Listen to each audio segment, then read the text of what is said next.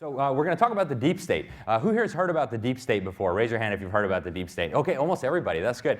It's becoming a kind of a common knowledge, right, that there is this deep state. But what is the deep state? That's the question. So we're going to define the deep state. We're going to see what other people have said about it. Where did this term come from? How come we're talking about it now? We'll look at different levels of the deep state. Some people who talk about deep state, they're just talking about the bureaucrats, right? We have lots of bureaucrats in Washington, D.C. I'm sure there's lots of bureaucrats in your state capital and your local government. And so that's what some people mean when they talk about the deep state. We also have the intelligence agencies, right? During the Trump administration, this has really come out in the open, that we have all these intelligence agencies that are just running wild and doing whatever they feel like it, leaking information that they're not supposed to be leaking. So a lot of people have come to realize, whoa, something's going on here. And just today, an FBI report was unveiled. We don't have it publicly, but it was just mentioned in the news today, identifying some of these bureaucrats in the deep state. We'll look at the deep state money apparatus. Where do they get all their money to do this? And then we'll look at, what I think is the most important and relevant is the deep state behind the deep state. Just a quick show of hands. How many of you guys were here at my last talk, I think a year and a half ago, War on America? Okay, some of you were. So I'll consider this almost like part two, because in the first one, in the War on America, I showed what they were doing, how they were doing it, what the agenda was, where the lies were that underpinned their agenda. And so in this one, I'm going to tell you who they is, right? You always hear that question, who is they? Well, today we're going to find out. And I don't claim perfect knowledge. We're talking about a lot of things that are very secretive. Nobody probably, other than the people involved, really has a full picture. But what I will do, I'm not going to theorize, right? I'm not here to theorize. What I'm going to do is I'm going to show you facts, and there's obviously going to be some blank spots in those facts because that's just the nature of what we're talking about. It's called a deep state for a reason, because it's hidden deep somewhere where we can't observe it, right? So we're going to do our best to look at what it is. We're going to look at the deep state's agenda just very briefly. I mean, War on America, that really was the deep state agenda, right? Bamboozle us all into a global totalitarian system when you just boil it all down. So we'll talk a little bit about that. The deep state and Trump, believe it or not, there are some swamp creatures in his administration. He promised to drain the swamp, but there are still some swamp creatures there. So we'll look at them. And then we'll look at, finally, last but not least, defanging the deep state. So the term deep state, this used to be associated with third world countries, dictatorships, where you had kind of the power behind the scenes, right? Yeah, there might have been a dictator out front or a puppet out front, but really there was a power behind the scenes that called the shots. So in Egypt, we just really recently witnessed this when Mohammed Morsi, the Islamist candidate, the Muslim Brotherhood, got elected. Actually, he was elected by the people, and then he was removed. And we can have our own opinion about whether he should have been removed or not, but the fact is there was powerful elements in the military and the security agencies that were not happy with him, and they removed him. So this is kind of where the origin of the term deep state comes from different countries like Egypt, like Pakistan, like Turkey, where you have this kind of state behind the state. The true deep state, the one that I'm talking about, the deep state behind the deep state, wants to gather together all of these different deep states all over the world. Right? Every country has its own deep state, its own hidden powers that like to try to call the shots, the money people, the military people, and so on. And so the deep state behind the deep state wants to gather all these little deep states together and put them together into one global system. And unfortunately, they've made a lot of progress, as we're going to see tonight, but they haven't succeeded yet. So this is now mainstream news, right? I mean, you can turn on any of the fake news channels, right? Donald Trump recently upgraded CNN to very fake news. I think that was appropriate. But we can hear about the deep state on the television, right? It's kind of an open secret now. They really had to expose themselves. So ABC says it's a term used to refer to the idea that there's a cadre of government workers, right, who are hiding together somewhere in the government trying to influence policy. The deep state, the real deep state, the deep state behind the deep state, is truly international, and we're going to look at some of the evidence showing that to be the case. But primarily, we're going to focus on the deep state in the United States. And who are the figures here? And what are they up to? Really interesting. The polls now show, and this is, I think, a very bad way to phrase the poll, but we'll do what we can with it. But ABC News and Washington Post came out with a poll, and they said that almost half of Americans now believe in the deep state. About 1/3 think it's a conspiracy theory, and I guess when the pollsters asked that, it was assumed that a conspiracy theory by definition is false. Obviously, a conspiracy theory can be true or false. But and then you had, I think, 1 in 6 who say they don't know. Among Republicans, it's slightly more prevalent, independents, but almost half of the American people now realize there is a deep state. So we're making progress, right? It's taken us a long time to get to this point where people even realize that, you know, despite what we were taught, despite what we were told, there's things going on that we're not aware of. So here's Politico. They say the deep state is real, but it might not be what you think it is. And here's Ed Snowden. You know, you can think whatever you want about him. It's interesting that he's hiding out in Russia, but he did say that there's definitely a deep state. Trust me, I've been there. And he probably has, right? He used to work at the NSA. For those of you who don't remember, he leaked a whole bunch of documents that, I mean, a lot of the stuff was already known, right? 10 years ago, I would tell people, hey, they have all your emails, they have all your phone calls. Oh, you're such a conspiracy theorist. That's ridiculous. And now it's a commonly accepted fact. We all know that they're monitoring our emails and our phone calls and storing it all. But he was one of the guys who helped break that story. Here we have Dennis Kucinich. He's a Democrat, right? Actually a pretty far left Democrat. And he says there's a deep state trying to take down President Trump. Wow. So a Democrat is admitting this, right? He says the deep state also was at work in the Obama administration, and they hijacked his Syria policy. He wanted to have some kind of deal with Russia, apparently, where they were going to do something together in Syria, and the deep state apparently nixed it. That's what Dennis Kucinich said. And this, I just found out today, actually, before I came over here. There was a report in Breitbart. There's a new book coming out, what's it called? All Out War by Edward Klein, who's apparently on the left wing of the spectrum. And so the FBI did this report, apparently 1,400 words. They interviewed 2,000 government employees, I think it said in the news article. They said they have actionable intelligence that there is a growing movement to block or interfere with administration policy decisions. So, you know, most of us figured this out on our own, but, you know, the FBI has now confirmed it. They have regular organized meetings where they're discussing with government workers. And here's something interesting. There are non-government individuals associated with these meetings. So let's talk about some of this. The term deep state applied to the United States is a relatively new phenomenon, right? Until very recently, we had this kind of collective national mythology that we make all the decisions and our government is transparent and we have a constitutional republic and that's how it's always going to be. You know, recently we've started realizing as a people, as American people, that that's not always true. But Mike Lofgren, he was a congressional staffer. He was there for 30 years, had a top secret security clearance. He hates the Tea Party. I mean, I think he called them Taliban or something. Ostensibly, he was a Republican, but a liberal Republican. And he came out in 2014 and wrote a big essay about the deep state. And then he came out with a book in 2016, before Trump became president, about the deep state. So it's interesting to hear his insight. I think he's missing part of the picture, but he certainly has some insight from his time in Congress with a top secret security clearance. And he says that it's a hybrid association of elements with government, top-level finance, industry. So, you know, we were told 5-10 years ago that was a ludicrous conspiracy theory. You know, oh, they would never get together in a back room and make some kind of deal that we don't know about, right? We live in America. That only happens in other countries. Well, it turns out it does happen in America, too. Here's Mike Lofgren.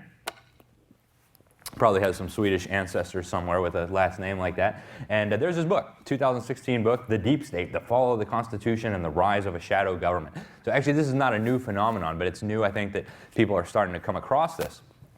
We had a high-ranking official in the Trump administration who highlighted the deep state. This memo is worth your while to read. I mean, you can go on the internet and you can check it out. And I forgot to say at the beginning, you know, as you guys sit there, if you have your phone and you have your internet, if you look at a quote on here or something and say, they didn't really say that, I encourage you, flip it to Google, type it in, and check it for yourself, because I've only used quotes that are 100% verifiable, and so I want you guys all to have confidence that this is accurate, and if you want, you know, take notes, go home and check it. So this memo is interesting, by Richard Higgins. I have a friend who knows him. He was fired by some deep state operatives, but he wrote this memo where he said that the Trump administration was under sustained, relentless attack. He compared it to a Maoist insurgency. And he talked about globalists and Islamists and the media and the big business and the Antifa types all working to destroy President Trump. So that was interesting. Globalists and Islamists recognized that for their visions to succeed, America must be crushed as an ideal and as a national and a political identity. So that's pretty serious stuff. This guy was a director of policy and planning at the National Security Council. There's a picture of him. And he was ousted not very long ago by H.R. McMaster. We'll talk about him a little bit more. I don't know if you guys know him. He's Trump's national security advisor, very, very powerful person, and he's deeply intertwined with the deep state behind the deep state, and we'll get through there. So first let's talk about the bureaucratic deep state, because there really is one, right? And I didn't mean to minimize it earlier when I was kind of making fun of the idea, but there really is a bureaucratic deep state. These are bureaucrats who cannot be fired. I mean, they could even be committing crimes and you can't fire them, and they have their own agenda. Right? There's almost 3 million civilian federal employees working for the federal government. That's according to the Office of Personnel Management, and that doesn't include the more than 2 million who are in the military and the more than 20 million who work for the state and local government. And this bureaucratic deep state loves Hillary Clinton, right? You probably could have figured that out on your own, but we have the data to show that. So there's something like 430 agencies, and if you look, this is a chart. I took this from thehill.com, which occasionally is a reliable publication. And you can see there where the bureaucrats were giving their money. Department of Agriculture, 99.4% of the political donations went to Hillary Clinton. Department of Education, you probably won't be surprised to know that 99.7% of the donations went to Hillary Clinton. So in most of these bureaucracies, it's like 98, 99%. There's a couple. I think the lowest one was at the military, like 89, but you can see the numbers there. I mean, Trump basically got nothing from these federal bureaucratic deep state operatives. And it's not to say that they're all bad. You know, I've seen a lot of people explain that away. That, well, they're worried that Trump might get rid of their jobs. They're worried that Trump is going to take away their power, you know, reassign them, whatever. And maybe that's true. But the fact is, the bureaucracy that Trump is ostensibly in charge of totally opposes Trump. And you know, the FBI memo confirms that. It's becoming very obvious that this massive machine that he sits on top of opposes everything that he campaigned for. So everybody has kind of picked up on this, right? Joe Biden says these bureaucrats call him all the time, and he tells them, please stay there. There has to be a return to normalcy at some point, right? Clinton said the same thing. Stick it out, stick it out. The tide has got to turn. So they're telling these deep state federal bureaucrats, figure out a way to stay in there so that when we eventually, you know, when the deep state takes charge of everything again, you'll be okay. And whether Trump is part of the deep state or not, I'll leave that to you guys to decide. I'm not going to tell you anything about that, but I will show you some of the people in his administration. So 78 high-level Obama political appointees have burrowed into the civil service, so you know, more deep state operatives, and now they can't be removed because they're part of the civil service. And just some interesting facts. I came across this. I was writing about an article the other day about a bill that was introduced in Congress. There's almost 500,000 federal regulations with criminal penalties attached. How many of you think you've ever violated one? Right? Everybody in this room, I can guarantee you, has violated one. If you ever wrote a check for less than $1, if you ever had your dog on a leash that was more than 6 feet long on federal property. I mean, there's so many of these. There's nobody in the world who knows how many of these there are or what they say. Lawmakers asked the Congressional Research Service, hey, figure out how many regulations there are with criminal penalties. They said, whoa, we can't do that. We lack the resources. Right? It's incredible that we have this kind of situation. And most of these, you don't even need to have a guilty mind to be convicted. So you don't have to have willfully violated this criminal regulation. You just accidentally did it, and you could be prosecuted. Now, are we all going to be prosecuted for violating some obscure federal regulation that we didn't know of? Probably not, right? They don't have the manpower to prosecute us all either. But if you make somebody really mad, things might change, right? And they'll have all the evidence. You know, the NSA has been collecting it for years. So if you make somebody really mad, you could very easily find yourself on the other side of those bars. Dinesh D'Souza recently figured this out the hard way. He wrote a book exposing Hillary and Obama and some of these guys, and then he was prosecuted for some obscure, you know, election law violation. And he actually, I think he went to prison for a while, or just to jail. And so, you know, that could be any of us, right? There's an interesting book out there. I think I had it on the last slide. The guy argues, an attorney, Harry Silvergate, that the average American commits on average 3 federal felonies per day. If you're a professional, you know, you're going to and from work, you're committing 3 felonies per day without knowing it. So, you know, you make somebody in Washington mad enough, and they'll come looking through your stuff, and they'll say, aha, you violated this one, that one, this one, that one, and then you'll go behind bars. So the Constitution, of course, doesn't permit any of this, right? The Constitution delegated all legislative powers to Congress. That means none for the bureaucracy, none for the Supreme Court. But we do have now this deep state bureaucracy. Here's another law professor from some university in Louisiana. There is no one in the United States over the age of 18 who cannot be indicted for some federal crime. That's everybody in this room. Make somebody mad enough, and you may find yourself on the wrong end of a prosecution. So here, that brings us to this guy, Mr. Mueller. He's running a fishing expedition against the president, right? They got their tinfoil hat on. They said there's a conspiracy and Trump is a KGB agent. They haven't provided any evidence yet, but he's going to find it somehow. But actually, they indicted a couple of guys just today. And you can be sure, again, everybody in this room could be indicted on some federal crime. If you put a special prosecutor, you give him millions of dollars, you give him an army of attorneys, they will find something that you've done that could put you behind bars. This deep state also, I think, played a very key role in taking down Michael Flynn, actually Trump's first national security advisor. I don't know how many of you guys remember that, but he wasn't perfect, but he was a real good guy. He was honest. He wasn't part of the deep state, behind the deep state, not a member of the CFR, or the Bilderbergers, or any of those that we'll talk about. And so I think that's probably why they took him out. They couldn't have that kind of person in such a sensitive position. So let's talk about the intelligence bureaucracies real quick. I love this cartoon. Good boy. And then, right, there's our intelligence agencies now. So we really, the deep state almost exposed itself in trying to take down Trump. We had an average of 1 leak per day of, sensitive national security secrets, classified information. This is just incredible. There's never been anything like this in our history, where you've had all these different operatives within all these bureaucracies leaking information to try to take down the president, to try to sabotage his policies. We found out that Obama had been using foreign intelligence agencies to spy on Trump's people to figure out what they could get him on, and presumably that's how they got Michael Flynn. And then they were unmasking a lot of these people, right? And so this stuff, I think, is incredible. Here's a guy who used to work with the NSA. He was some kind of analyst at the NSA. This is his actual Twitter. He says, now we go nuclear, right? Because Trump was mad at the intelligence agencies for leaking all this information. He said, now we go nuclear. I see intelligence community war going to new levels. He just got an email from a senior intelligence community friend, and it began, he will die in jail. Talking about our president. So we elect a president, and then the deep state decides they don't like him, so they're going to wage a nuclear war on him, and they're going to have him die behind bars in jail. Well, what kind of apparatus is this that can threaten our elected president? It's pretty incredible. And it's not even a secret. Here's the Senate Minority Leader. I think you guys probably recognize this guy, right? So he supposedly represents you, right? Anyway, Senator Chuck Schumer, Senate Minority Leader. He says, let me tell you, he said this on MSNBC, let me tell you, you take on the intelligence community and they have 6 ways from Sunday, I don't even know what that means, at getting back at you. So even for a practical, supposedly hard-nosed businessman, he's being really dumb. So it's an open secret in Washington. You cross the intelligence agencies and they have 6 ways from Sunday to get back at you. I mean, is this what the Constitution prescribes? Is this what we signed up for, right? This is just out of control in my opinion. And everybody knows it in Washington. So, these guys could be totally out of control, but you don't want to have them get back at you 6 ways from Sunday, so you just keep your mouth shut. And you just, you guys need $60 billion in a secret budget that's classified that nobody can see? Oh, here you go. Oh, you guys are caught trafficking drugs? Oh, we don't see anything. Don't want 6 ways from Sunday to get back at us, right? So it's incredible. So we'll talk about some of the crimes perpetrated by these intelligence agencies that we know of, right? There's probably gazillions more that we don't know of, and we'll run through them real quick.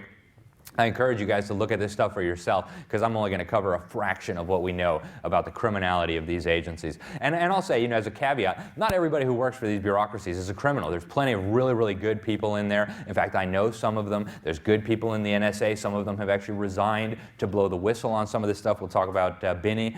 But there are, unfortunately, a lot of bad apples, you might call them, and unfortunately, most of them tend to gravitate towards the top of the organizations. So we have 16 known intelligence agencies, right? We have the CIA, the NSA, the DIA, the Defense Intelligence Agency. These are the best known ones, but each branch of the service has its own. The Washington Post, before it was bought by Jeff Bezos, billionaire Bilderberger, who's got huge contracts with the CIA, right? He had a $600 million contract with the CIA. That's like 3 times what he paid for the Washington Post. So, and they never disclose it in their articles, by the way. But they did a great story, great investigation. They said there's 1,250 government organizations dealing with intelligence, 2,000 companies doing contracting in 10,000 locations all across the country. They said there's almost 1 million people with top secret security clearances. Who knew keeping America safe was so costly? Right? Silicon Valley has been enlisted, conscripted is the way Lofgren put it. I'm not sure conscripted is the right word because that implies something involuntary, right? I'm pretty sure a lot of these guys got into bed with them willingly, right? If you look at the Bilderberg members, it's always heads of Google, Facebook, Twitter, you know, all these guys, they love to go congregate with the deep state behind the deep state. Lofgren, the congressional aide, he says the deep state machine uses the intelligence agencies, the national security agencies, and that they start wars wherever they feel like it. They never learn any lessons. They want a war in Iraq, they'll just fix some fake intelligence about weapons of mass destruction. Hey, here's the receipts. We sold them, you know, 20 years ago, literally. Then Afghanistan, Libya, Syria are some of the recent ones. And just, you know, for some insight into this. This blew my mind when I saw it. When I first saw this, I thought this has to be a fake document. It's not. It's a real document. And you can go look it up for yourself. Thank you to Judicial Watch who managed to pry this loose. I don't think they even realized how important what they got was. But you know, all these bureaucracies are supposedly keeping us safe from terrorism, right? That's why we have 16 intelligence agencies nowadays, to keep us safe from terrorists. Well, here we have a 2012 report from the Defense Intelligence Agency. They say that the West, by which they mean the United States, the French government, the British government, et cetera, the European Union, the Gulf countries, by which they mean mostly the Sunni Arab dictators, you know, the Saudis, the Qataris, et cetera, and then Turkey, support the Syrian opposition. And then right after that, they tell us that the Salafists, Salafism is like a hardcore kind of the Islam that they practice in Saudi Arabia. The Salafists, the Muslim Brotherhood, and Al-Qaeda in Iraq are the major forces driving the insurgency in Syria. So on the one hand, they admit they're supporting the insurgency in Syria, and on the other hand, in the same document, they admit that the insurgency in Syria is led by Al-Qaeda. If any of us were to do that, we would go to jail for a very, very long time. And I've looked at the statute. There's no exemptions for government bureaucrats or intelligence agencies. So very interesting. Then a little further down in the same document, they talk about the possibility of establishing a declared or undeclared Salafist principality in eastern Syria. And this is exactly what the supporting powers to the opposition want. We know who that is, the US, the Gulf countries, the West, Turkey. And today, this principality exists. It's called the Islamic State. It's called ISIS. They like to behead Christians. They like to crucify children. They like to take women and girls into sex slavery. So here you have it right from the Defense Intelligence Agency admitting that their policy was to create a Salafist principality in eastern Syria. And now we need all these intelligence agencies to keep us safe from ISIS. So isn't that interesting how that works? And it gets a lot worse. So here's their Salafist principality. You can see it's right in eastern Syria, right where their policy wanted it to be.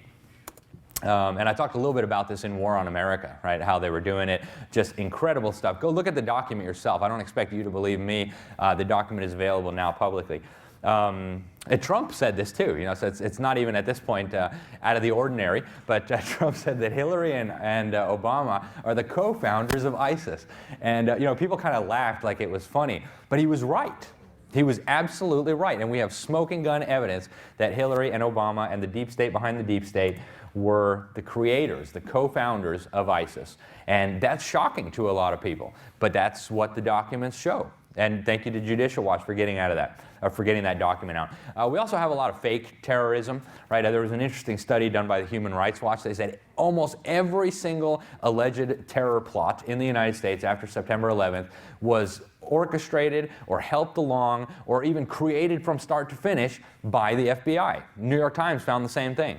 So, you know, you hear they do the big headlines, right? Special breaking news alert. We just busted some terrorist. And then later you find out, oh, actually that was, you know, a guy who had mental problems, and the FBI offered him $1,000 if he would say something radical. And here, we'll give you all the stuff you need to build a bomb. And why don't you go put the bomb over here? And it's just unbelievable stuff. And this happens all the time. So you get the breaking news alert, terrorists going to bomb your city, but then you don't find out that actually it was the FBI that concocted the entire thing. They're not beyond using false flag attacks either. False flag attacks is where you have an attack and you try to blame somebody else, right? It's from the old Navy days, right? You would fly a false flag on your ship if you wanted somebody else to get blamed. So here we have, again, smoking gun documents. Operation Northwoods is one example among many. The Department of Defense at the highest levels was planning to cause terrorist attacks. They wanted to blow up airplanes. They were talking about sinking boats of refugees. They were talking about planting bombs and blaming it on Castro. And Castro is a bad guy, But we don't need to perpetrate terrorism and then blame it on him to prove that he's a bad guy, right? It's self-evident he's a bad guy. They put him there. They should have known. And we'll get to that in a minute. But here's the smoking gun evidence that they plan to create fake terrorist attacks and actually kill real people, is one of the plots described in these documents. You can read them yourself, to be blamed on a foreign enemy as an excuse to start a war. Similar with Operation Mongoose. They wanted to put bombs in Miami. I was born in Miami. They wanted to put bombs in Miami and blow people up so they could blame Castro and start a war. And speaking of Cuba and Castro, here's from our U.S. ambassador, and this is a whole other story. There's a great magazine back there, The New American. It says, it's got that Cuban flag and the fist on it. I encourage you to get that if you want to know the background here. But here's from our ambassador to Cuba at that time. It says, we are responsible for bringing Castro in power. And that was sworn testimony before the Senate. He wrote a whole book about it. We were arming Castro and his communists. The New York Times was calling him a freedom fighter and comparing him to America's founding fathers. Obviously a CFR member. We'll get to the CFR. And the State Department just absolutely loved the guy. That's why the fourth floor, right, where the bosses of the State Department stay. And so he testified. He told the Senate, hey, we put Castro in power. That was a dumb idea, but that's what they did. And once you look at the background, it isn't maybe so surprising anymore. Here's John Brennan. He was our most recent CIA chief before the one that Trump put there. And he was talking in 2016, this was just last year. He said, I voted for the Communist Party candidate. And he told his interviewers when he was trying to get a security clearance from the CIA to go work for the CIA that he voted for the Communist Party candidate just 4 years earlier before this interview. He voted in '76. The interview was in 1980. He admitted to voting for a Soviet puppet. The Soviet Union, remember, was murdering people all over the world, starting revolutions, putting people in gulags. They killed tens of millions of people at least.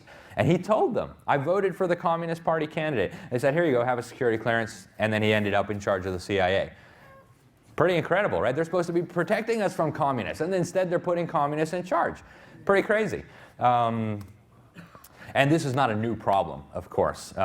Even back when the CIA was still the OSS, the Office of Strategic Services, it was filled with communists from top to bottom. It wasn't even a secret. They were bragging about hiring communists, and their excuse was, well, Stalin is our ally, and so it'll be helpful to have a bunch of communists filling the intelligence agencies. Here's Eugene Dennis. He was one of the recruiters for the OSS. Got busted in the Venona documents. He was actually recruiting communists into the OSS, which became the CIA. And there's tons of these guys. I mean, there's tons and tons of them. I just picked out a few. Elizabeth Bentley, who was a Soviet spy here in the United States, she said she was collecting dues from all kinds of high-ranking people in the OSS in Washington, D.C. And the FBI knew about a lot of this. They actually went to the head of the OSS and they said, hey, your agency is filled with communists. Here's the dossiers. We know they're communists. Say, oh, no, that's okay. We want them there. The Venona papers, the NSA decrypted a lot of these documents, and we found out that there was at least 200 of these communists operating up and down the federal bureaucracy. A lot of them were in the intelligence agencies. Among them was Duncan Lee. He was the assistant to the OSS founder, William Donovan, who again was proud of his communists. This Duncan Lee was also the head of the China section at the OSS Secret Intelligence Branch. So you wonder how China fell to the communists? Well, there's books on the back. It's a fascinating story. It's an incredible tragedy. The head of the Latin American division was a communist, and we wonder why Latin America keeps electing so-called all these communists. Well, because the deep state behind the deep state wants them there. And this was interesting. I came across this while I was preparing this presentation. Somebody in the Washington Post, a columnist, had written that the OSS was infiltrated by communists. And the head of the OSS Society, the old veterans from the OSS, he wrote back, he wrote a response letter to the editor. They didn't infiltrate. We hired them. They were proud of it. You can read it yourself. It's still on their website. They were proud of their communists. And remember, the whole justification for all these agencies and all this spending was to protect us from the communists. And yet the fox was in the hen house all along. So we'll do a brief review of some of the crimes of these deep state intelligence agencies: torture, mass murder, gun running, drug trafficking, illegal spying, kidnapping, regime change. You wonder who's going to protect us from the protectors. I don't know. Hopefully you guys. But and I just want to clarify something too, because there might be some people thinking, well, they're keeping us safe from terrorists, and it's okay if they drop a bomb on a terrorist because he's a terrorist. Well, they've told us who they think is the terrorists, right? They have 72 categories, and I can guarantee you're on that list. right? I can guarantee you. They have people who love liberty, people who promote states' rights, people who don't want a new world order, people who oppose global government, people who want the borders enforced, people who don't want people murdering babies, pro-lifers, people who support the environment, right? Environmentalists, Jews, Catholics, Christians, returning veterans. And I mean, I could go on and on, right? I mean, you are on that list, I can guarantee it. So when they say, we're keeping you safe from terrorists because we're killing terrorists, they're talking about people like you. Maybe not yet, but eventually we're going to get to that point if we allow this to continue. Here's a slide. I got this from the Department of Defense. This is what they were teaching our troops. Here's their list of religious extremism. Notice Al-Qaeda, notice Hamas, notice, who else do we have on here? The Ku Klux Klan, right? And then who else do you notice on there? Evangelical Christians, Catholics, and Orthodox Jews. Isn't that interesting? We're terrorists and we're religious extremists too, if we are evangelical Christians or Catholics. So this is what they're teaching our troops. That is a slide directly from a presentation that was given to our troops. Here's some of the torture, and I can guarantee you, this is the kind of stuff that's going to end up in the history textbooks. So take a good look. That's what people are going to remember about America in the history textbooks. They're going to say, America was evil. See that thing with liberty? That didn't work out. Look what those people did. And this is what they were doing in our name and with our money. It's a crime. Our federal laws prohibit the use of torture. Nobody's been prosecuted. All the people who ordered this to happen are still running around. They're still working at fancy think tanks and making 6-figure salaries, 7-figure salaries. But this is what they were doing to people who they accused of being militants or terrorists, right? And I mean, it's just incredible. So these are the confirmed methods of torture that we know they were using. I mean, it just sounds so uncivilized. I can't even bring myself to look at this stuff. Waterboarding, beating them, putting hoods on them, deafening noises, sleep disruption, sleep deprivation, depriving them of food and water, sexual humiliation, extreme heat and cold, putting them in coffin-like boxes, medically unnecessary rectal rehydration. I mean, just stuff that's so monstrous, you might associate it with, uncivilized barbarians from the medieval times. And this is what our government is doing. Here's the secret prisons that the CIA was operating. They would just kidnap people right off the street in other countries, take them to these secret prisons and torture them. So this is criminal stuff. I mean, our laws prohibit this kind of stuff, and yet the people responsible are still running around. In 2009, an Italian court actually convicted 23 CIA agents. These guys had just kidnapped an Egyptian guy right off of the street, stuffed him into a van, shipped him over to Egypt to be tortured. When he came out, he was disabled. I mean, they had put him through shock torture, electrical shock torture, genital torture. This is what our government is doing. These people were convicted in Italy. They all fled the country, of course. They didn't want to end up in jail. Our government should have been prosecuting these people. Why do the Italians have to prosecute them? We have federal laws against torturing people, and there's no excuse, but it's happening. Mass murder. And I realize murder is a really harsh term. Some of you are thinking, well, it's a war, what are you going to do? Well, when you kill people and you don't have a congressional declaration of war, you don't have a conviction in a court of law, if you go kill those people, that's called murder. You cannot go up to someone and say, well, I thought they were a terrorist or I thought they were a militant, and get away with it. And yet our government is doing this all day, every day. The Church Committee, we'll talk a little bit more about them. In 1975, they started investigating these intelligence agencies. They found out that the CIA had been involved in all sorts of assassinations and assassination plots, including against foreign leaders. They had developed this ice gun, right, so that there wouldn't be any evidence. So who knows how many people they actually killed, but it would shoot and you can watch the testimony about this on YouTube. It's available now. They would shoot an ice dart into somebody. The ice dart would melt, and it would put some kind of poison into your bloodstream, so you would get a heart attack, and it just looked like a heart attack. So who knows how many people they killed, but we can be sure it's many. Today they just do it openly, right? Today they talk about it on the news. Hey, today we dropped a bomb on 5 terrorists and accidentally killed their whole family. That's too bad. So here's the rise in the mass murder of people. These are collected from different organizations. Here's 2 of the victims. Actually, both of these were born in the United States. Their father was never even charged with a crime. Actually, they said he was a propagandist for Al-Qaeda. Whether he was or not, I have no idea. They never took him to court. They never filed charges. No jury ever said, hey, you're guilty of being a propagandist for Al-Qaeda. But they killed his kids. They dropped bombs on their heads with these drones, right? These weaponized, unmanned drones. So I call that murder. They call it collateral damage, right? There's so much of this going on. Thousands and thousands of people killed. And they brag about their mass murders. I want to let you guys watch this real quick. This is a guy. He was the head of the CIA. Then he was the head of the NSA. And he's also a Bilderberg attendee. He's also a member of the Council on Foreign Relations. For those of you who don't know those names, you'll learn them soon because we'll be talking about them. Used in the ways that David described. Yeah, first of all, David's description of what you can do with metadata, and quoting a mutual friend, Stuart Baker, is absolutely correct. Okay, we kill people based on metadata. You remember when the whole fuss about all the spying was going on? Oh, we're just taking your metadata. We kill people based on metadata. That's the guy who controls the button and drops bombs on people. So pretty creepy stuff, in my opinion. And that's just one example. We could, we could talk about that for a long time, but just incredible stuff.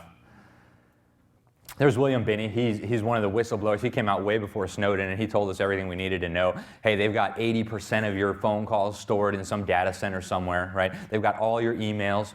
He finally resigned. He said, I couldn't do this anymore. We're violating every American's constitutional liberties. I'm not going to do it anymore. There's one of the places where they're storing your data. It's in Utah. That facility can hold a yottabyte, I never heard that term before, of information, the equivalent of about 500 quintillion pages of text.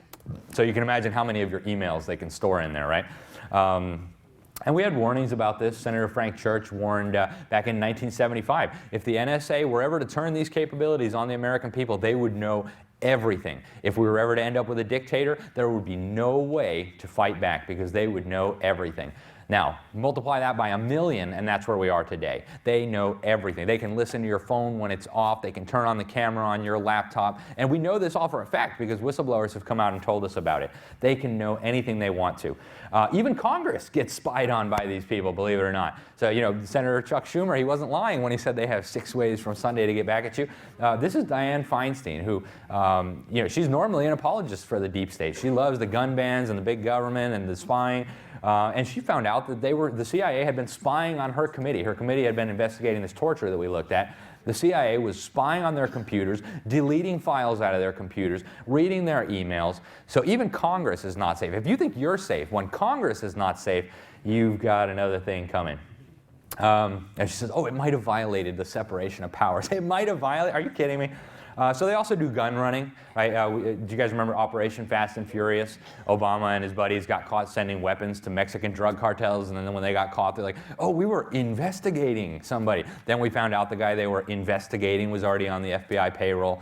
And then we looked back in time and said, oh, all those times when they said, oh, look at the violence in Mexico, it's because of the Second Amendment.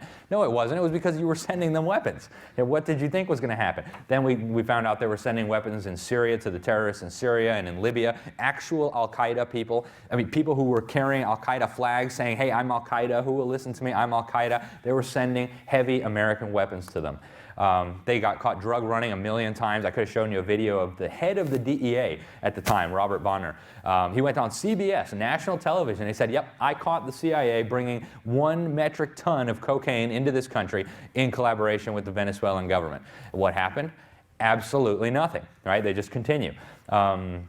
In 2014, there was an investigation by one of the leading Mexican newspapers. They said the U.S. government had a secret deal with the Sinaloa cartel, one of the most violent and brutal drug cartels, where they could bring in as much drugs as they wanted to. They could do anything they wanted, launder money, ship weapons back and forth, as long as, in exchange, they provided some intelligence on some of the other cartels. Well, hey, if I'm a drug cartel, that's pretty sweet, right? I'll give the government intelligence on my rivals. They'll knock them out. I can ship in drugs and weapons, no problem. That's a good business arrangement if you can get it. When they get caught, bad things happen, right? Iran-Contra, they got caught shipping cocaine into the United States and using it to fund armed groups in foreign countries. Gary Webb, the journalist who figured out about this, he committed suicide with 2 bullets in his head. You almost wonder, like, do they do that just so that everybody with a brain realizes what happens, right? Just incredible. And then John Kerry, to his credit, I mean, he's wrong on almost everything, but he said, there's no question in my mind that people affiliated with or on the payroll of the CIA were involved in drug trafficking. There should be no question in anybody's mind. They've got caught so many times, there is no question that they've been running drugs. And that's in addition to all their black budgets, their secret budgets that are classified that even our members of Congress can't know about.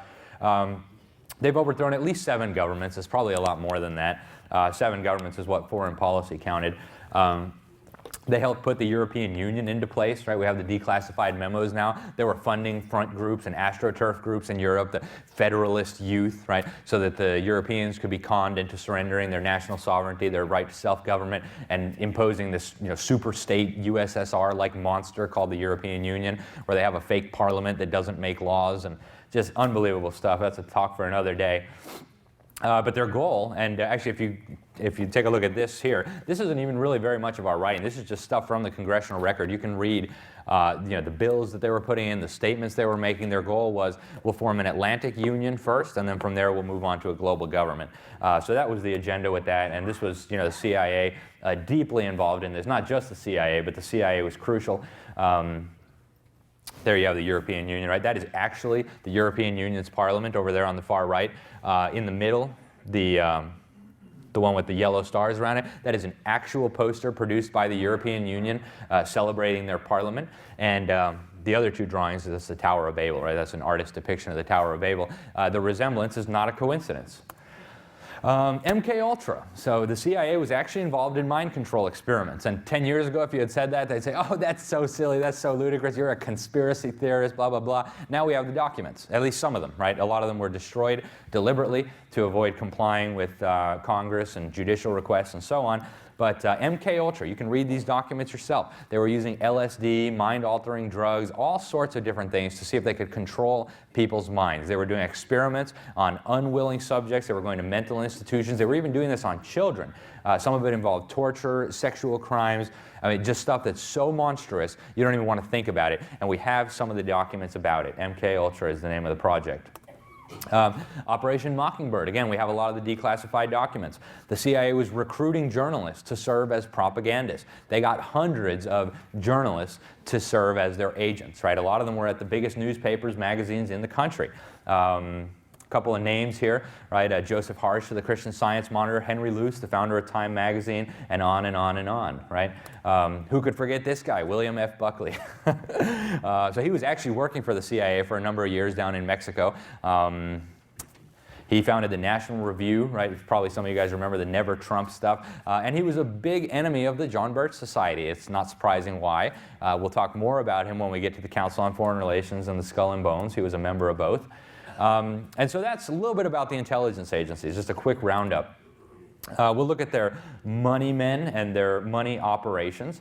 And so we'll look at what Georgetown University professor Carol Quigley had to say, only because he was allowed to look at their records and he agreed with what these people were doing. He agreed with this agenda that these people were trying to foist on the American people and on all of humanity. And he wrote about it. His chief difference of opinion, he said, with them was that they wanted it to all be secret. He thought they should be known. His book, Tragedy and Hope, I actually have a copy of this at my house. I could not believe that he was writing these things, so I bought a copy of the book and looked it up. And, oh my goodness, there it is. He says, the powers of financial capitalism, he's talking about this network, had another far-reaching aim, nothing less than to create a world system of financial control in private hands, able to dominate the political system of each country and the economy of the world as a whole. They've got it. They said the system was supposed to be controlled in a feudalist fashion by the central banks of the world, acting in concert, and that the apex of the system was going to be the Bank for International Settlements, a private bank owned and controlled by the world's central banks, and it continues, which were themselves private corporations. So Lufgren talks a little bit about this and how Wall Street plays such a key role in the operations of the deep state, at least the deep state that he recognizes, and he's right. I mean, Wall Street is critical to all this. Not everybody on Wall Street. There's plenty of good people on Wall Street, but certain institutions, Goldman Sachs comes to mind, are critical to this. Here we have Eric Holder, our Attorney General. He says that the bankers are too big to jail, right? If we were to prosecute them, it would be bad for the economy. So they can do basically anything they want, and they can't be prosecuted. Wouldn't that be nice if it was bad for the economy to prosecute us? There's a lot of families I could talk about, but there's one that I think it deserves at least a quick mention, and that's the Rothschild family. They're the one, we all think about Soros, right? Everybody knows George Soros, Dr. Evil they call him, right? He's got billions of dollars, he's just pumping billions of dollars into every kind of subversive activity, militant group, anti-American extremism that he can think of.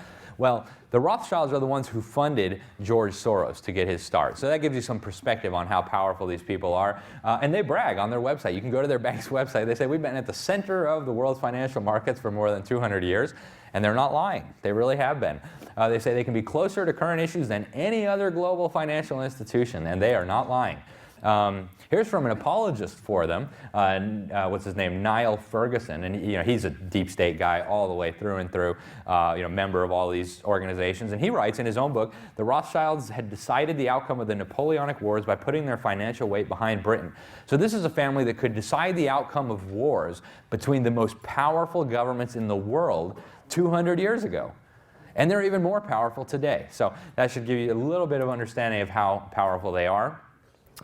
They also come out of the woodwork from time to time. They don't like a lot of media attention, but this one up here in the top, that's Eric D. Rothschild. He came out, and I seized on it because he wrote a letter. He said that Irina Bokova, this Bulgarian communist, should run the United Nations. And she is an actual communist, member of the Bulgarian Communist Party from the time of her youth. Her father was a Politburo member. This Bulgarian Communist Party murdered hundreds of thousands of people. And the Rothschilds apparently thought that that would be a good person to have running the United Nations. It wouldn't be a lot different than the current guy there, but it is what it is. So there was an interesting study that came out in 2011 in a Swiss journal, the PLOS1. It's an open source journal, so anybody can go read this study. And what they found, it was the first one that really examined the control of all the corporations that run the economy. And what they found was incredibly interesting. They found that even though there's the appearance of all these different companies and decentralization, when you actually look, they are all controlled by this interlocking tiny network of organizations and individuals. So, they sit on each other's boards, they are all owned by the same banks and controlled by the same institutions. They said it forms like a bow tie structure, where at the middle you have what they called the economic super entity, the core that really dominates. So we think of all these big corporations and we think of them as separate entities, sometimes even competitors. Well, they're all controlled, not all, but almost all controlled by this tight network, and it's a fascinating thing. They try to represent this graphically. It's interesting stuff if you want to read the study and see how this actually works. And then you think, well, at least there's the other side of the world where there's communists. They can't be controlled by this deep state. I wish I could say that were true, but it's not. Here's an interesting book, and I think this is one of the books that woke me up. It was so important. When I read this, I realized, oh my goodness, this is crazy. Wall Street and the Bolshevik Revolution by a Stanford historian. He showed that people on Wall Street, some of these mega banking families, helped bring the communists to power and enslave Russia. And when I realized that, suddenly all these different things clicked into place. I said, oh my goodness, we are dealing with a monster here. And we are. So the Federal Reserve and the central banks, that's a talk for another day. There's a DVD in the back by G. Edward Griffin, does a marvelous job explaining how this works. But the central bank is owned by private banks, and they in fact brag about this in court, in press releases. They say, we are a private corporation, we have private shareholders, and the private shareholders elect our board. We don't have to obey Freedom of Information Act requests. And they basically act as the central planning board for the U.S. economy. By setting interest rates, they can control just about everything. They can cause a depression, they can cause anything they want. They can cause prosperity, or they can loot the entire economy. And they actually did this pretty recently during the crisis in 2007, 2008. They printed up 23.7 trillion, and you're thinking that's a mistake, that can't possibly be. Well, that's what the Special Inspector General for the Troubled Asset Relief Program found, that the potential cost of these bailouts that the Federal Reserve was doing, this doesn't even take into account what Congress was doing, could have been 23.7 trillion. Now, presumably a lot of that got paid back, but we're talking, for perspective, the U.S. economy is about 17 trillion, the GDP. So these people printed up more money than our entire national economy, and they hand it out to their friends, literally the banks that they own, right?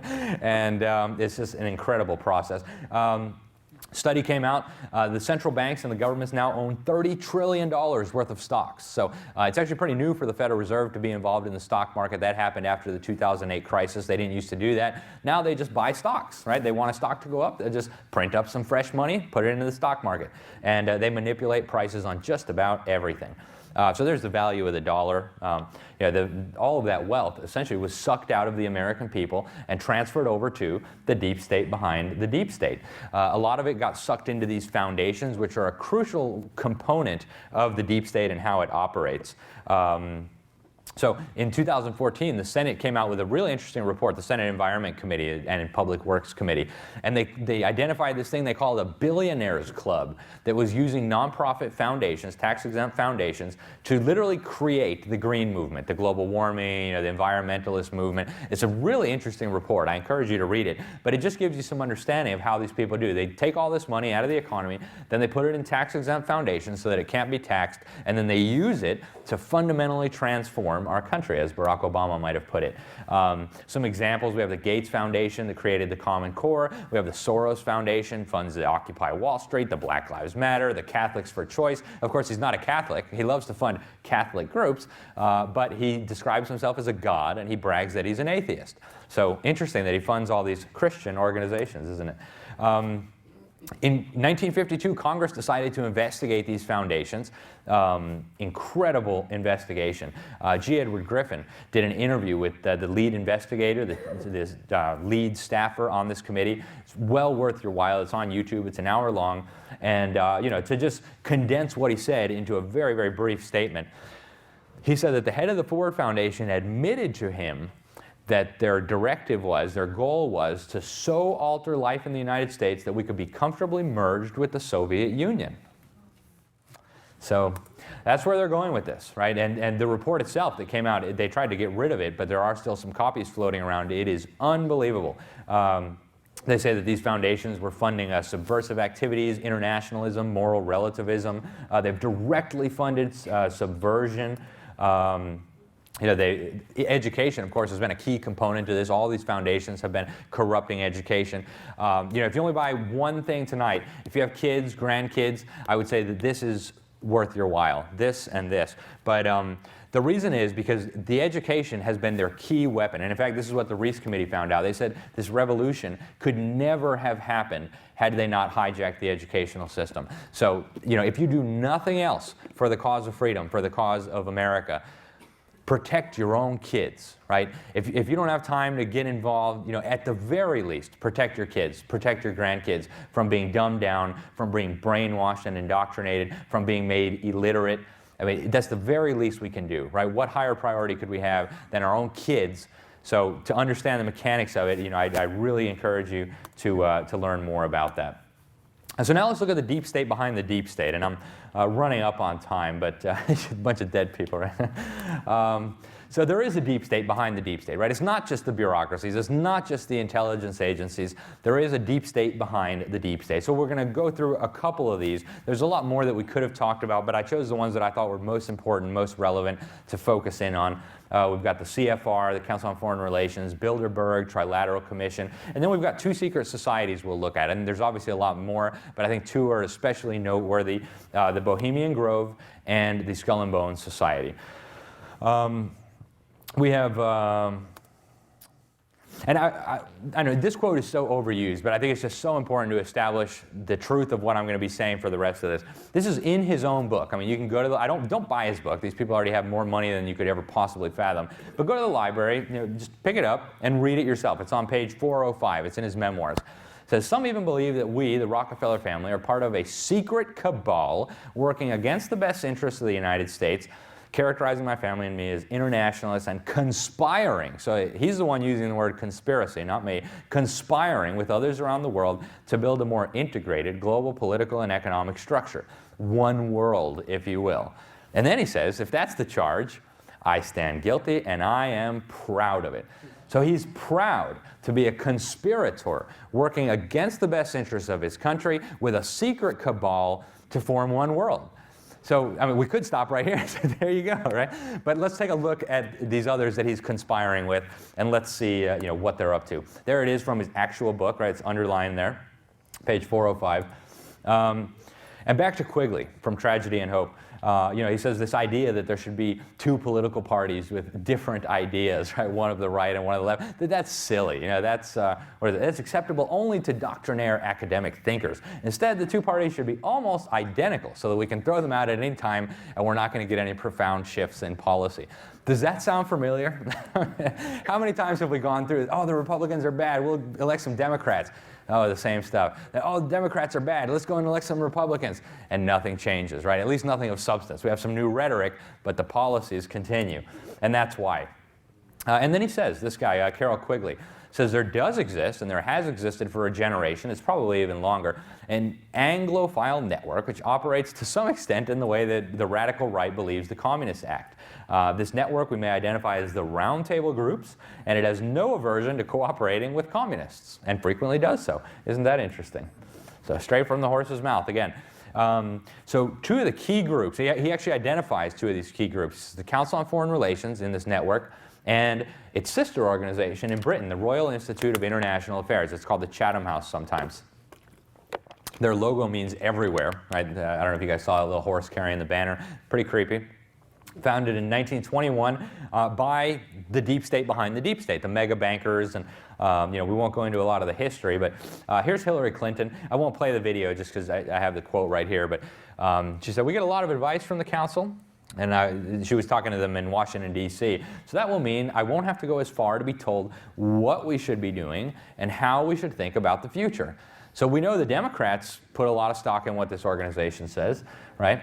And I want to show you guys real quick a video of Republicans saying the same general thing. And they think it's funny. It's good to be back at the Council on Foreign Relations. As Pete mentioned, I've been a member for a long time and was actually a director for some period of time.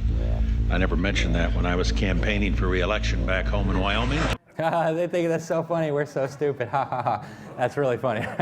But so you have the Hillary Clintons and the Dick Cheneys laughing about how stupid we are because they go to the same little clubs and they have the same little friends and they pursue the same little policies. They just use slightly different rhetoric on the campaign trail and they don't tell us about it and then they laugh in front of their friends, right? Isn't that cute?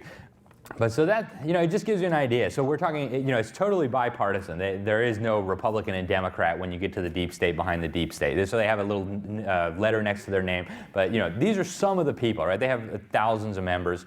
But here's some of them, right? Richard Nixon, Gerald Ford, Jimmy Carter, H.W. Bush, Bill Clinton, Timothy Geithner, Paul Volcker, right? All these different people, H.R. McMaster. And the list goes on, right? All the leaders on both sides of the aisle are all in this little club. And you're not, right? So some idea of how influential they are. They had 284 in Carter's administration, 313 in Reagan's, and on down the list. We'll have to see how many go into Trump's.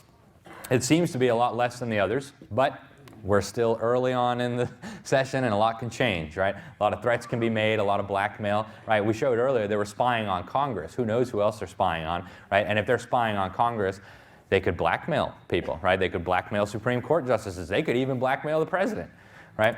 So we'll have to see how many CFR members end up in there. The members of the CFR really represent the cream of the crop when it comes to the people who run the world, or at least the United States. You've got all the top media people, the fake journalists, the fake media executives. You've got the big oil executives, big pharma executives. You've got the leaders of the top universities.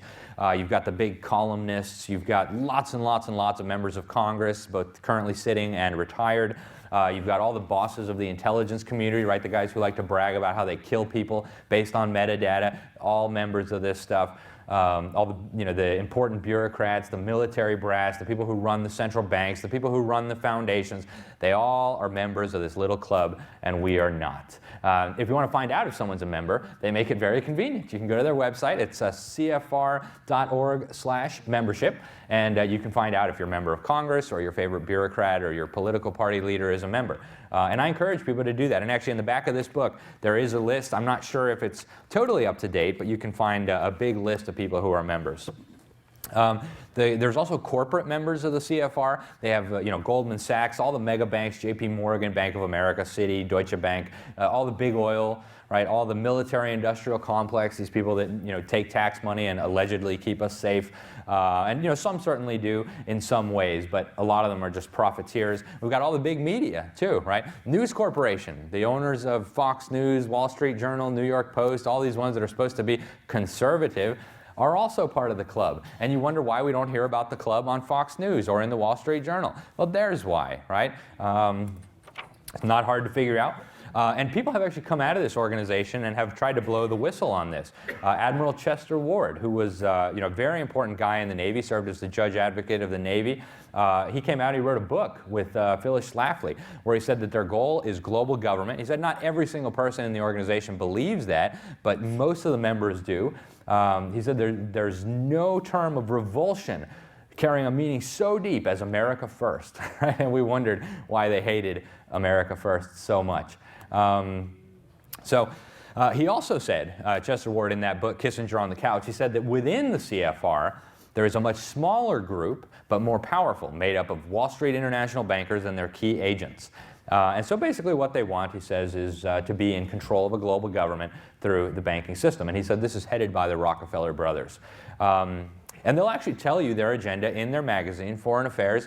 If you read it, as Admiral Chester Ward said, you can figure out what the policy of the United States is going to be years in advance, because they'll start pushing it in there, then the resources, the membership of the CFR will go out and promote it, and anybody who opposes it will be a kook, a homophobe, a racist, pick your nasty term, and that's what they'll call you. And that's how it works. And so they told us in 1974, the former Deputy Assistant Secretary of State, in short, the House of World Order will have to be built from the bottom up rather than from the top down. An end run around national sovereignty, eroding it piece by piece, will accomplish much more than the old-fashioned assault.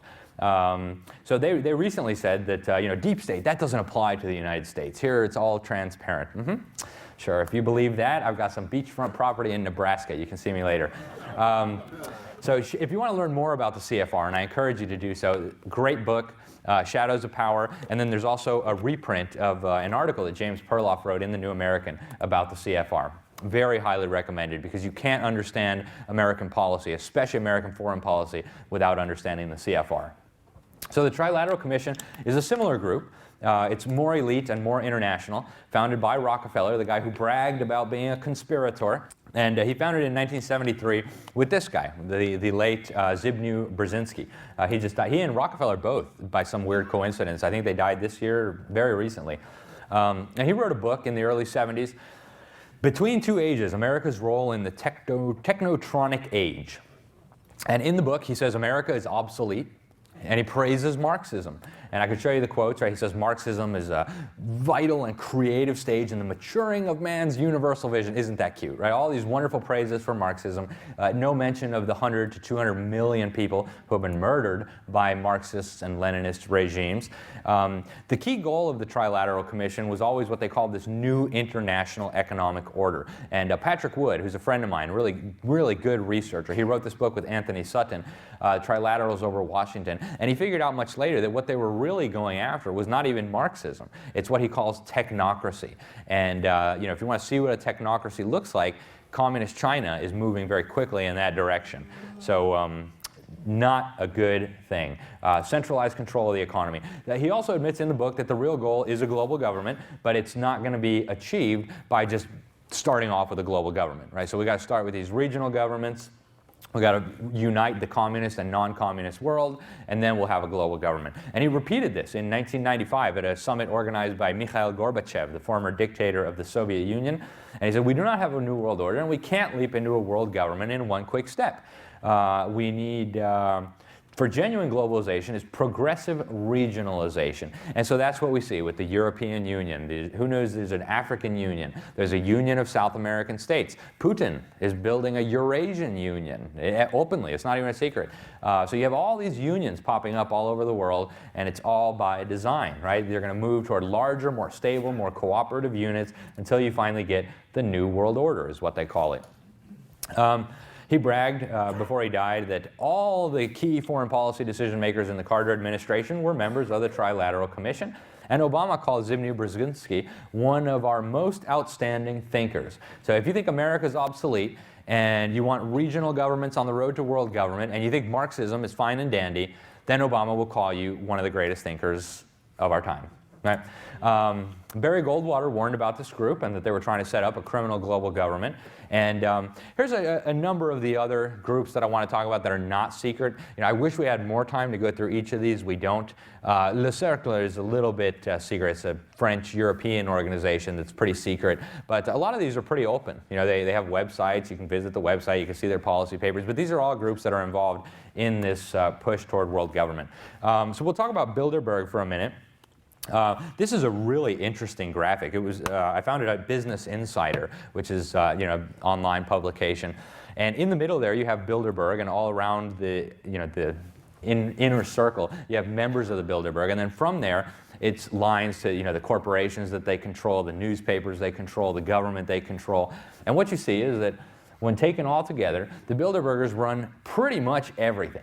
Not everyone who goes to Bilderberg is, a secret conspirator working for a new world order. Occasionally they invite, just people they think might be useful idiots who've come into some level of power. They want to test them out. Are you our type of person, right? Do you deserve a promotion, maybe to the presidency or to being, the prime minister? So they interview people at these meetings, and but it's an incredibly influential group. I've been to some of them, not invited, obviously, right? But I've been to some of them to see what they were up to. And again, it's like the CFR, all the elites of society, right? All the big journalists, all the owners of the newspapers, the presidents, prime ministers, kings, generals, heads of international organizations, they all meet up together behind closed doors. Of course, you pay for their security, right? They'll have an army outside waiting to make sure none of the serfs get through, and you can pay for that, but you don't get to know what's going on.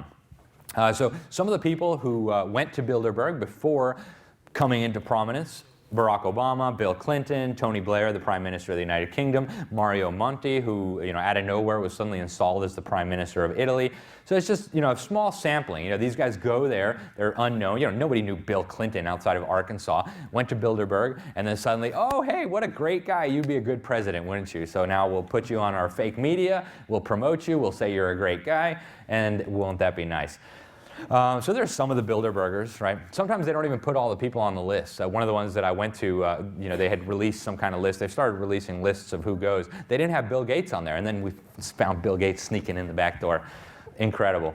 But so, you probably recognize some of those people. There's the head of the Federal Reserve, Ben Bernanke. There's Bill Gates, Bill Clinton, and on, right? There they are again, the head of the IMF, and the head of, the heads of the European Union. Here's some more of the attendees. Very, very powerful people. And now, as I said, they've even got a website now. This is a pretty recent phenomenon. They started putting it out a couple years ago when they were accused of being overly secretive. They said, well, now we have a website. Now we put out press releases, and now we release the names of the people who attend. Of course, you don't get to find out what they talked about. And they tell you, oh, we don't discuss policy. We don't set any policy there. We're all there in private capacities. We're just having a nice discussion. But then they'll come out afterwards, and then they'll laugh in your face and tell you that actually they really are setting policy. Here's Will Hutton, hates American conservatives, by the way, used to be a newspaper editor, said, Bilderberg is one of the key meetings of the year. The consensus establishes the backdrop against which policy is made worldwide. They even invite Chinese communists nowadays. Seriously. Here's the former head of NATO. The participants are obviously considered to use this report, they prepare for the Bilderberg members, when setting policy in their environments which they affect. This guy, I actually got to meet him. I went to one of the Bilderberg summits in Copenhagen a couple years ago in Denmark. And this guy, he was one of the useful idiots that I talk about, right? He's not a secret conspirator. He came out and he's like, hey guys, I'm in the meeting. He just, I think, wanted to show how cool he was that he got to go to Bilderberg. And so they talked to him. They said, are you there in a private capacity, as Bilderberg says? He said, oh no, I'm here in a public capacity. I'm a politician. Of course I'm here. I can't stop being a politician. And I heard him say it. He said it, he was standing like here to me. So incredible. But then on the website, the Bilderberg says participants take part as individuals in their own right, right? Well, that's not what he told us. Here, this guy admitted that one of their goals was world government. And it's for our benefit, right? We're just too stupid to understand. But he says, oh, it's just people kill each other, and so if we just have a nice world government, then we think that'll stop. And that's what they want us to believe. He was the chairman of Bilderberg for a while, and he went around bragging about how the Bilderberg helped create the euro, right, the single currency, and he told the BBC that automatically when you go to Bilderberg, you have internationalists, which is just another word for globalists. So Skull and Bones is one of the big secret societies. I want to show you guys a quick video. Let me see if I got it. You were both in Skull and Bones, the secret society. It's so secret we can't talk about it. What does that mean for America? The conspiracy theorists are going to go I'm wild. sure they are. I don't know. I haven't seen the web. Number 322? First of all, he's not the nominee. And, look, I look Are forward... you prepared to lose? No, I'm not going to lose. You both were members of Skull and Bones, a secret society at Yale. What does that tell us? Not much, because it's a secret. Is there a secret handshake? Is there a secret code? I wish there were something secret I could manifest. 322? Oh, there you go. They think it's so funny, right? They're all part of the same clubs, and we're not in them. And, you know, again, there's so many examples of this kind of stuff. I just try to pick a few for you guys. So there's a picture of the Skull and Bones. You can see their nice logo there, right? A skull and crossbones. I mean, isn't that a society you would want to join? Don't you want your president to be a member of a society with a logo like that? Founded in 1832 by an actual drug dealer, right? His business was shipping opium and getting the Chinese addicted. And a lot of people have speculated that they're connected to the Illuminati. We'll talk about the Illuminati for a minute if we have time. But they do a lot of occult rituals. Some people have filmed some of the stuff that, you know, from outside. You hear these weird screams. They get them in a coffin doing, you know, I won't even talk about it because it's too gross. If you want to know about it, you can look it up. Some of the members are listed here. You know, the cream of the crop again. William Buckley, you see him there again. Lots of presidents, Supreme Court justices, heads of CIA, et cetera, et cetera.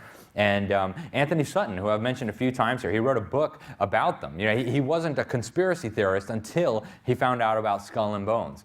Charlotte Iserbitch, who's actually a friend of mine, wonderful lady. I think it was her father or her grandfather had been involved, so she gave the list to him of all the members. And he said, oh my goodness, this is America's secret establishment. He said that they use the dialectical process, so they control the right and the left, they argue, and then what they want is the synthesis. So it's very clever how they manipulate us. Here's another.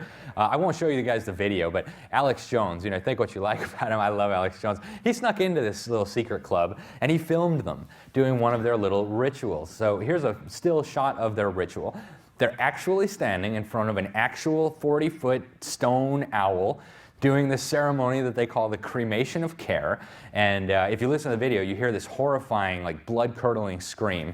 And they said, oh, that wasn't a real human, that was a human effigy. But regardless of what it was, you know, these are the most powerful men in the world. They get together in the woods of California, they run around naked, actually, they pee in the woods, they do all kinds of weird stuff, and then they get together in front of this big stone owl and they have a ceremony they call the cremation of care ceremony. It's the most bizarre thing in the world.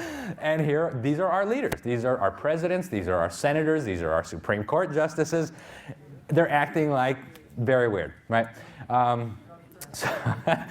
It's so strange. If you want to watch the video, I encourage you to do it. It's on YouTube. Alex Jones snuck in there, and then he actually interviewed one of the guys, David Gergen, who's kind of like the Karl Rove for a bunch of different presidents. He said, hey, I saw you at Skull and Bones. You know, you guys were running around naked in the woods. He's like, you're not supposed to talk about that. Didn't you take an oath not to say anything? He's like, oh, no, I snuck in. Goes, oh, well, I don't respect you for that. Really funny. It's, you know, so that's real journalism, right? Finding out the things that we're not supposed to find out. That's what journalists ought to be doing. And this ritual has been going on for a long time. This picture was taken in 1907. Same thing, right? Standing in front of their big stone owl. A lot of people have called it Molech. If you've read your Bible, you probably remember Molech, right? They would do the weird child sacrifices in Canaan to Molech. Weird stuff. There's a picture during the day of Molech, or you know, their giant stone owl. There, you can see some of the people who attend. There's Richard Nixon and Ronald Reagan at a meeting of the Bohemian Grove. And a bunch of other people, the treasurer for the DNC, big businessmen. Very interesting. So Richard Nixon said in his memoirs, he talked a little bit about Bohemian Grove, said the most important speech he gave was the one he gave at the Bohemian Grove. Even though it wasn't publicized in the press, it helped him reach some of the most important and influential men. Here's some more Bohemian Grove attendees. You've got the head of the CIA, McCone. You've got the owner of the Bechtel Corporation. You've got secretaries of state, the secretary of the Treasury, secretary of labor. You've got U.S. presidents, right? There's Gerald Ford. Isn't that interesting that these guys go and stand in front of a 40-foot stone owl and do weird stuff? They really don't like Trump, which I thought was fascinating. You know, there's a good endorsement if I ever saw one. So some of the emails got hacked from this guy, Colin Powell. Maybe you guys remember him. And he had written to the former Minister of Justice in Canada. He got to sit next to the Prime Minister of Canada at the Bohemian Grove. He said, Grove attendees know that Trump is a disaster. So they think he's a disaster. So that probably means he's not a disaster, right? At least that's how I see it. So the Order of the Illuminati, we'll run through it because we're almost out of time. If you want to learn about the Illuminati, here's the book. I read this probably 8 months ago, and it just changed my way of thinking about so many things. Because you hear about the Illuminati and you hear, oh, that's a conspiracy theory. Well, it's not. It's a real organization. George Washington had this book in his library when he died. You can read his letters where he talks about the Illuminati on the government's own web pages. So this secret society was founded by this guy, Adam Weishaupt, professor of law at Ingolstadt University. And what he was doing was attracting the most influential men he could find, and he attracted a lot of them, and then infiltrating Masonic lodges to try to hijack Freemasonry to advance his agenda. They got caught. The Elector of Bavaria, where this society was founded, banned the organization and tried his best to suppress it. And supposedly they disappeared. This was actually written by a Mason, John Robison. He was the first head of the Royal Society of Edinburgh, a professor, a very respected man. And he was a Mason, so that's how he found out that these guys were infiltrating all the Masonic lodges and trying to hijack them to promote these subversive principles. Their goal was essentially to break down and destroy all the governments and all the religions of Europe to build this kind of global, what we would call today, communist government with no families, no property rights, absolutely satanic if you believe the Bible. And so George Washington knew about this. His friend, a reverend, wrote to him. He said, hey, you know the Illuminati? They're trying to infiltrate Masonic lodges. Do you think they're here in America? And he wrote back, he said, it's not my intention to doubt that the doctrine of the Illuminati and the principles of Jacobinism had not spread in the United States. On the contrary, no one is more satisfied of this fact than I am. This is, you can read this on the government's own website. This is from George Washington's letter, and he warned about the Illuminati's diabolical tenets. So the agenda for the deep state, that's really what I talked about in War on America. It's a global totalitarian government. I was going to show you guys just a real quick 4-minute video with a whole bunch of these people. Bill Clinton, George H.W. Bush, Henry Kissinger, who's involved in Bilderberg, Trilaterals, Bohemian Grove, all those little things we were talking about. They talk about a new world order that they want to build. And some of you probably still remember in 1991, Bush was talking about it in public. He said it would be a new world order where a credible United Nations would use its peacekeeping abilities to bring about the vision of the UN's founders.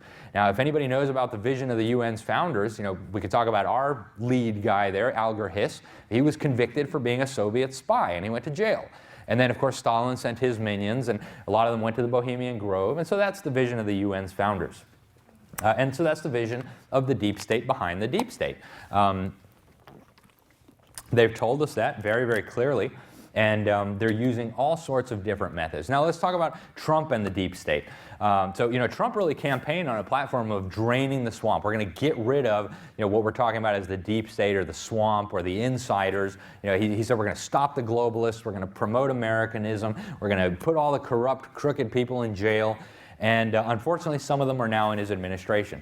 Now, I don't know that all these people are bad. I'm just listing a couple of facts here. Justice Gorsuch, who Trump appointed to the Supreme Court. And from everything I've heard, he sounds like a pretty decent guy, believes pretty decent things about the Constitution, but he was a term member of the Council on Foreign Relations. He no longer is, but he was. They have two different types of membership. One is a term membership, which lasts for 5 years. One is a life membership. He was a term member. He no longer is a member, but he was. H.R. McMaster. And again, not everyone in the CFR is a New World Order advocate who wants to sell out the United States. So I add that as a caveat. H.R. McMaster, Trump's national security advisor who replaced Flynn. He went to Bilderberg, member of the CFR. He's still listed on the CFR's website. Robert Litziger, who's doing the U.S. trade deals, also a member of the CFR. Elaine Chao, big promoter of Red China, Communist China, married to Mitch McConnell. Secretary of Transportation, she's a member of CFR. Dina Habib Powell. She's in all of them, right? She's CFR, Trilateral Commission, Bilderberg, you name it, she's there. Rick Perry, Secretary of Energy, was an attendee at Bilderberg. From listening to him talk, you don't really get the impression that he's one of these guys, but you never know. He wanted to abolish the Department of Energy, and somehow he ended up in charge of it. Steve Mnuchin, the Treasury Secretary, he is a member of Skull and Bones, big Goldman Sachs guy. James Mattis, our Defense Secretary, was a Bilderberg attendee. Wilbur Ross was actually employed by the Rothschilds for 24 years, directly, right? No middlemen, so interesting. There's Henry Kissinger, right? I mean, he was David Rockefeller's right-hand man. Now David Rockefeller has gone to meet his maker. You know, who knows what became of him? But Henry Kissinger's still running around, still promoting his New World Order. And there he is, just a couple days ago, in Trump's White House. So what do we do about this? And this is the end of the presentation. First of all, we need to educate ourselves, right? Ed talked about we need to educate ourselves. We need to know what's going on. We need to read. We need to read our Bible, our Constitution, our Declaration of Independence. We need to read real news, right? For that, you can subscribe to the New American Magazine, among others, right? We need to educate our children. You know, and that's a really easy thing to do, and it's something that everybody should have a motivation to do, right? If you don't educate your own kids, they're going to be brainwashed, they're going to be indoctrinated, we're going to lose our country, and so it's critical that we understand on this. We need to educate others, right? We need to get involved, we need to educate our communities, our neighbors, our friends, our families, and we need to not be misled, right? There's plenty of people who will come along and say, oh, it's the Jews, oh, it's the Catholics, oh, it's the Freemasons, or, you know, they'll tell us, oh, there's just a really simple solution. If we just have a constitutional convention, we'll just change the Constitution and then everything's going to magically be fine again, right? And there's people who say that, right? If we just add term limits with a con, suddenly we'll all be okay. Unfortunately, nothing could be further from the truth, right? The electorate is not going to educate itself just because we've adopted term limits or a balanced budget amendment or anything else. So the Constitution is really a key solution, right? So much of what they do depends on unconstitutional government. If we could get the federal government to obey the Constitution, many of their most important tools would evaporate, would disappear, and, you know, they'd be back to square one. So that would be a really good thing. If we could educate the electorate to be understanding the Constitution and holding the feet to the fire of the politicians, we would be in good shape. We can nullify unconstitutional federal laws. And you'll hear the con promoters say, oh, we can't do that. You know, that's illegal, right? The Supreme Court's going to rule against it. Well, the liberals are doing it, right? You go ask somebody in Colorado who's going into a marijuana store right now about nullification. They'll say, oh, yeah, it works great.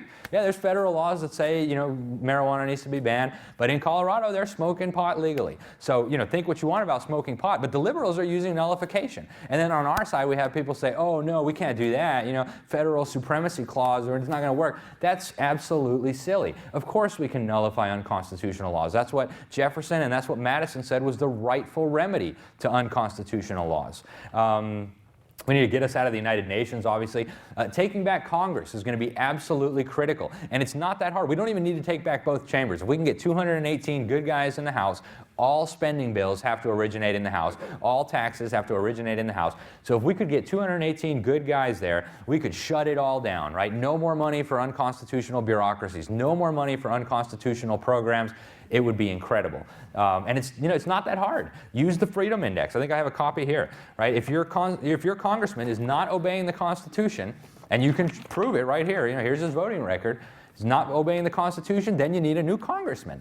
And when you distribute enough of these, you know, and I have personal experience with this. We did this when I first joined the chapter. We educated our community. We went to the town hall meetings of our congressmen. We said, hey, here's one for you, here's one for you. And the congressman would come in, everybody's sitting there reading about his voting record. And you only need to influence, you know, a few hundred people for the primary to get out a bad congressman. And then you can put in a good guy, which is what we did. Call Congress. You should have their phone number on your speed dial.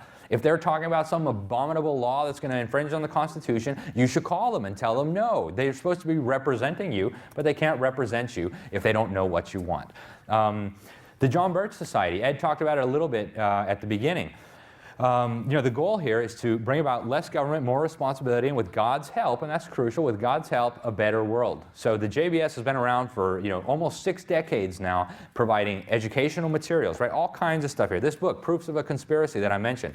The JBS got this back in print, right? The New American Magazine, an incredible tool that you can use. The Freedom Index. I mean, there's just so much that we can use to take back our country if we have the people to use it. So join, get involved with the local chapter. You guys have Ed and Diane here. You could not have more awesome leaders in your community than Ed and Diane. So, you know, I'm actually a little bit jealous. It's amazing. You guys are so lucky. And then we have, you know, Robert Welch, and he said something really important. There is a conspiracy at work, and now David Rockefeller has admitted it and that he's proud of it, but there is a conspiracy at work as sure as there's a law of gravity. And to try to overcome its effects by ignoring its existence is exactly the kind of opposition that the conspiracy has contrived for itself, right? If we ignore them, they're not going to go away, right? It's like the ostrich who sticks his head in the sand. You're not going to get eaten because you put your head in the sand. I mean, you're not going to get eaten because you hide your face, right? The same thing is going to happen. So we need to expose these people. And then we need to realize, too, that this is actually a spiritual battle as well. The Bible tells us that. If you read your Bible, go to Ephesians 6:12. We wrestle not against the flesh and blood, but against principalities, against powers, against the rulers of darkness of this world, against spiritual wickedness in high places. So if you're not involved in your church, if you're not reading your Bible, if you're not praying for our country and for our children, you need to be, right? And it's that simple. This is a spiritual battle as well. These people are not out there worshiping a 40-foot stone owl because they think it's funny. Some of them maybe. But there's a lot more to this than we're seeing on the surface. And so we absolutely must be involved in this aspect as well. So if you're not going to church, I really encourage you, get involved in a church. And then some parting words. I know it's kind of a downer, right? I'm the opposite of a motivational speaker. I come here and get everybody all depressed. But there is good news, right? So the kings of the earth, this is from Psalm 2, verse 2. The kings of the earth take their stand, and the rulers conspire together against the Lord and his anointed one. So the kings of the earth, they think they're going to conspire against the Lord and his anointed. Well, we can see 2 verses later how God reacts. The one enthroned in heaven laughs. He ridicules them. So, when we realize that God laughs at these people, suddenly they're not so scary anymore, right? We need to be exposing them. I mean, we have a duty as citizens, we have a duty as Christians, we have a duty as God-fearing people, we have a duty to our children to do it, but we shouldn't be scared, we shouldn't be intimidated. I mean, God laughs at these people. If God can laugh at them, we don't have to be scared either. So visit the evidence table in the back, collect, get some more information, and stay involved, stay active. Thank you guys so much for having me, and God bless you.